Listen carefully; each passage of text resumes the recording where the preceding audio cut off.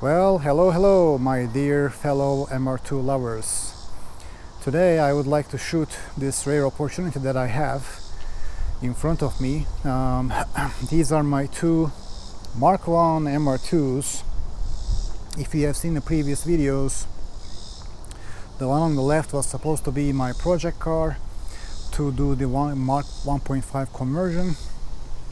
However, as I was ready to get it to the body shop for rust repair, I found the one on the right, which happened to be rust free and happened to be the last year of this car. So I decided to buy that one and sell this one. But before I do that, I wanted to make use of this rare opportunity, because to the left you are seeing a Mk1a and to the right is a Mk1b of the AW11 MR2s. So what I mean by this, there were two sub-generations of the Mk1, and between 1985 and 86 you had the Mk1a, and between 87 and 89 you had the Mk1b. And what differed in between are subtle but still important details. To add to that, this is a 1985, the first year of the Mk1a. That's in 1989, the last year of the Mk1b. So again, it's a unique opportunity, and I would like to start from the outside.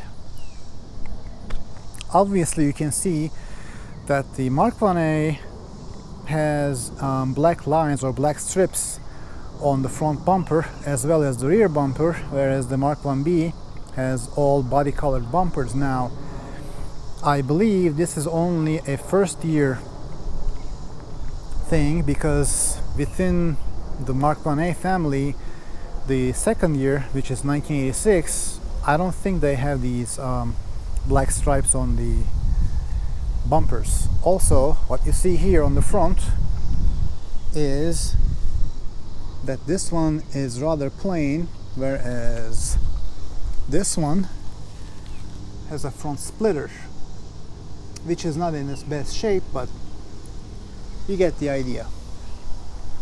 Now, moving around and starting with the Mk1a, the door handles are all black, the side mirrors are all black, and you can see there is almost no side skirt on this one except for that itty bitty piece right here. Now, I'm pretty sure this is a Mk1a thing, because none of the Mk1bs that I've seen and owned had this.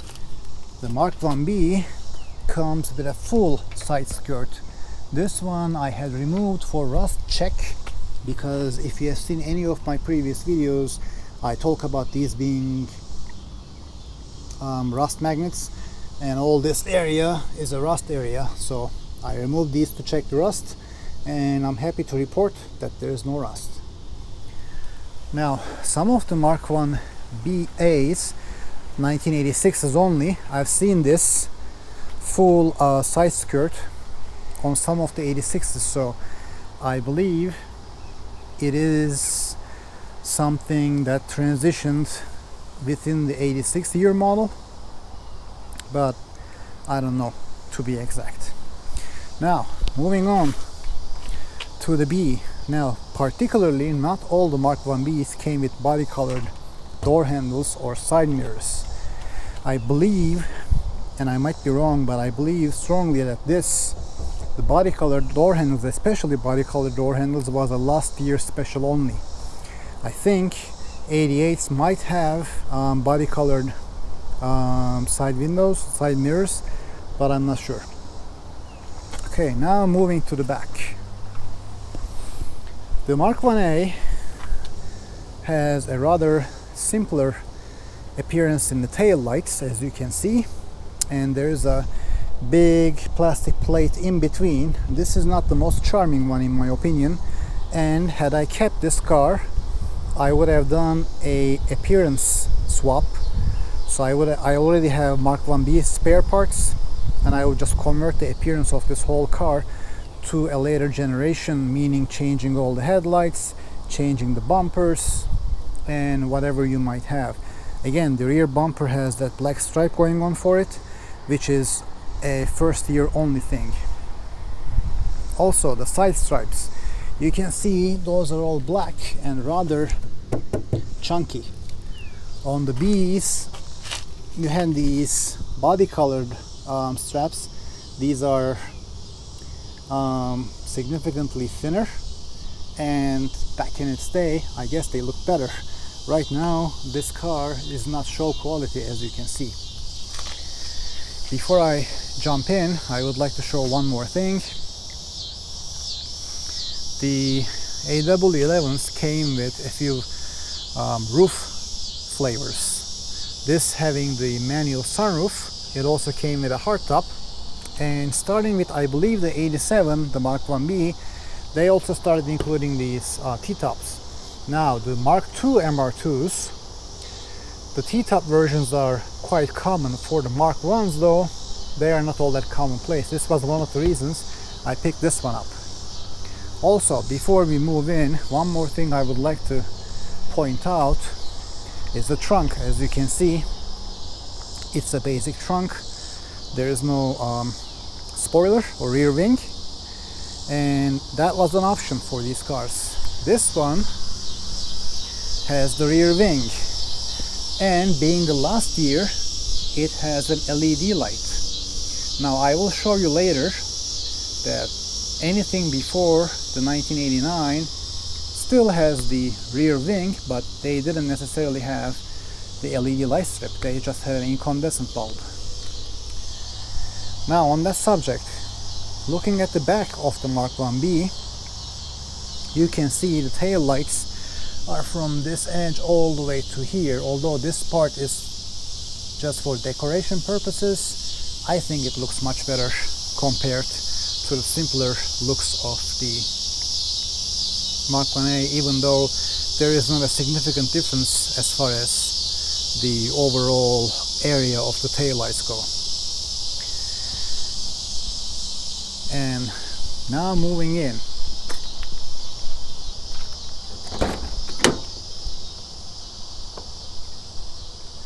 First thing before I sit down, I would like to show you, this Mk1a came with power windows, power locks, and this was an upgrade. I will go over some interesting details, but originally this came with manual windows. This was just an upgrade you could purchase secretly. Looking inside, the gauges are different from the A generation to the B, although not significantly. But if you look at this gauge and later on to the other one, you'll see some differences. The more important difference, I would say, is in the center console. You can see this car had a single DIN head unit and also a different climate control than the Mk1b, which we'll see shortly. And it has a much thicker bottom section right here. Aside from that, the passenger compartment remains the same pretty much. The other thing of interest is the steering wheel, which differs between the two generations. The A's came with only a 2-spoke steering wheel. You could get this in leather wrap or just plain, like this. And the seats on this one also has 2 flavors. This one has a 2-tone seat with adjustable headrests. The second tone would usually reflect the car color, which is red in this case. And this one has multiple adjustments. Headrest can be adjusted. There is tilt, there is lumbar support, and you could get this with a with leather if you wanted to pay for the upgrade. The sunroof is a manual one. You can see the latch right here. And the last difference that I'm gonna touch upon is the center console right here. Of course, this is not in a perfect shape. All these cars are 30 plus years old, so you can imagine what the sun does to them over those years. But this center console has the handbrake on the driver's side, also has a padding right here, and other than that, it's mostly hard plastic. We will move on to the other car shortly and you'll see a difference in the center console as well. Other than that, the mirror controls are pretty much the same, headlight controls are the same, and the windshield wiper controls are all the same. And there is not many more differences that I can touch upon here.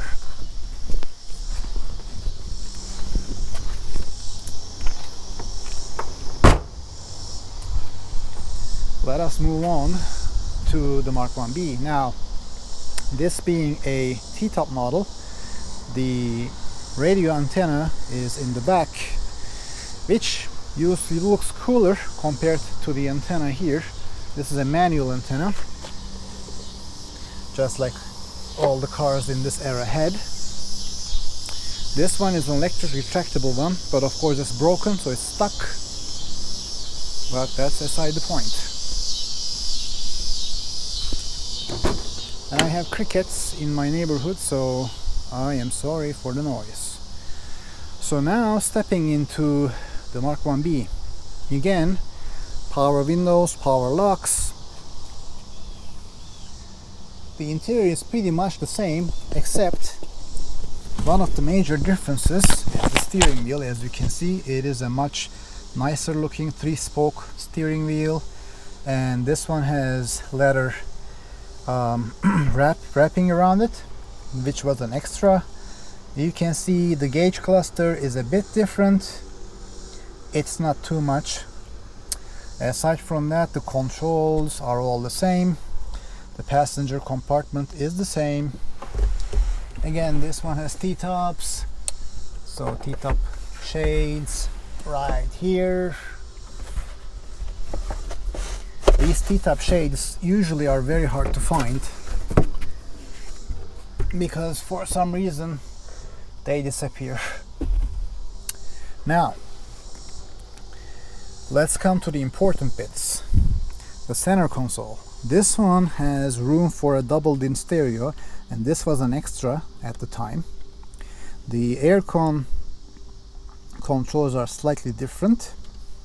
The double-din stereo makes putting a new head unit much easier, because you can have a touch screen right here instead of a single din that you would have been stuck with in the other generation. So again, this was a major selling point for me. Aside from that, finally, let's look at the center console. Now, the center console in this one is more seamless. It is a little softer material to touch. The ashtray is on this side along with your 12-volt outlet or cigarette lighter back in the day. The steering, the stick is the same, has the same knob, and the handbrake is on the passenger side in this case. Moving on to some options these cars could have had back in the day. Both of these, as you have seen, has the better seats. They are not leather, but they have, in addition to tilt, they have adjustable headrests right here, and they have lumbar support. Now, if you were buying the cheaper version, this is the seat you would have gotten. A non-adjustable headrest. The upholstery is of lesser quality. Of course, this is not very clean, and as you can see, the only adjustment you can have on this one is back and forth tilt, and that's it. Here is a door card, also from the lower tier model of this car. It's a manual crank, as you can see from the hole here, and this area is totally blank, whereas the other ones have the window controls. I guess more interestingly are the rear wings. Now, I said the rear wing was an option, and LED tail light was only available in the 1989 version. You could still get it before this year, but again, you would get this rather chunky incandescent light, which is still better than nothing, which this car has nothing, but I would much rather prefer that one. And had I to keep this car, I would have put a spoiler on this. I actually have a spare one with the LED in it. One other thing, the first generation came, although this one doesn't have, with the infamous triangular wheels. You can look it up if you don't know, but they are the most common wheels these cars had. This is called the saw blade type wheel. It's also an original wheel. And another difference, which I cannot show you right here, is in the gas tanks for these cars. The gas tank is in the middle, that doesn't change, but the main difference between the Mk1a and the B is that in the B there is a drain valve under the bottom. So if you are trying to take the gas tank out, you want the one with the drain valve, so you can drain all the gas out before you take the tank, because if that tank is full, oh boy, that's gonna be much heavier. That concludes this section, and now if you have watched this video until this point, there's a bonus section for you. Hang tight. Alright, now to the bonus section. This car is rather special in a sense. The owners kept the original window sticker of this vehicle, which is a gem. This thing is 31 years old, if you can think about it. 1989. Let's go over some of the standard features. The 1.6 liter engine. It also has an oil cooler, electronic fuel injection, standard. Remember, this is 1980s. Back in the day, carburation was just dying down, so that's new. 5-speed, close ratio, manual with overdrive. Again, back in those times, manuals usually came with 4-speed max. 4-wheel power disc brakes. This is big. If you think about it, even today, most cars still come with drum brakes in the rear. 30 some years ago, having a 4-wheel disc brake setup is rather rare. Independent suspension, quick ratio steering. This one has a T-bar. The retractable halogen headlamps, the standard. I mean, obviously it's a standard, but I guess they were looking for stuff to write down. Rear window defogger as standard. I mean, in the 70s, 60s, yeah, this didn't exist, but I would have expected this to be standard. Tinted glass, full carpeting, dual color coordinated outside power remote control mirrors, standard. So I was right about this. This was standard. The leather tilt steering wheel is standard, and it has, by the factory, as an AM/FM tuner radio with just 3 speakers, meaning there is no speakers in the back, and reclining high back sports seats. Now on to the options.